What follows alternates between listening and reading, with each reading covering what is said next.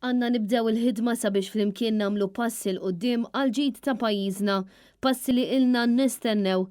Klim il-kellim tal-Partit Nazzjonalista l-Edukazzjoni Clyde Puli waqt konferenza tal-aħbarijiet li saret propju ftit jiem wara li tħabbar li Clifton Grima ser ikun qed jinħatar Ministru tal-Edukazzjoni minflok Justin Caruana li rreżenjat nhar l-Erbgħa li għadda. Caruana rreżenjat fl-isfond tal-kundanna li rċeviet mill-Kummissarju għall-Standards wara li impjegat li sieħeb tagħha Daniel Bogdanovic fil-Ministeru tagħha stess. Clyde Puli qal li l-edukazzjoni qiegħda fi żmien fejn teħtieġ riformi kbar wara l-iskossi li jingħatat fl-aħħar snin. Clifton Grima se jkun ir-raba' Ministru tal-Edukazzjoni f'daqstant snin. F'din il-leġislatura f'4 snin kellna 4 Ministri tal-Edukazzjoni. Huwa saħaq li dan it-tibdil kontinwu ta' ministri qed joħloq instabilità kbira fis-settur tal-edukazzjoni. 4 Ministri illi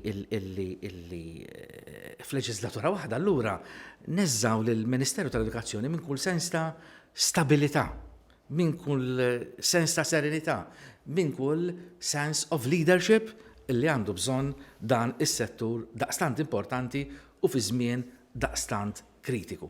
Il-kandidat għall-elezzjoni li jmiss fisem il-Partit Nazzjonalista Justin Schembri minnaħa tiegħu qal il-Ministru tal-Edukazzjoni ġdid Clifton Grima u li huwa wkoll responsabbli għall-isport għandu l-obbligu jagħti tweġibiet għal diversi mistoqsijiet brabta mal-kontroversji li daħal fihom fis-snin li għaddew, brabta ma' direct orders li nataw bil-barka tiegħu fost l-oħrajn fil-bini ta' shooting range. Kontroversja marbuta mal-shooting range f'Takandja fis-Siġġiewi, shooting range illi skont anka kif juri r-rapport tal-NEO ta' Diċembru tal-2020 l-Uffiċċju Nazzjonali tal-Statistika fil-fatt jikkonferma dwar diversi irregolaritajiet finanzjarji u nuqqas serju ta' amministrazzjoni pubblika biex proġett li kellu jiswa ma' 7 miljuni ġie jiswa lil poplu Malti mill-finanzi pubbliċi kważi bid-doppju.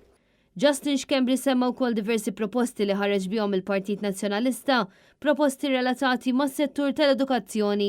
Fosthom il-proposta ta' żieda fis-salarji tal-edukaturi kollha, żieda fl-istipendju universitarju għal dawk iż-żgħażagħ li jażlu korsijiet li jwasluhom biex isiru għalliema u anke l-programm tat-tablets f'iskejjel sekondarji. Proposti li l-Partit Nazzjonalista qed iwiegħed li jwettaq meta jkun fil-Gvern.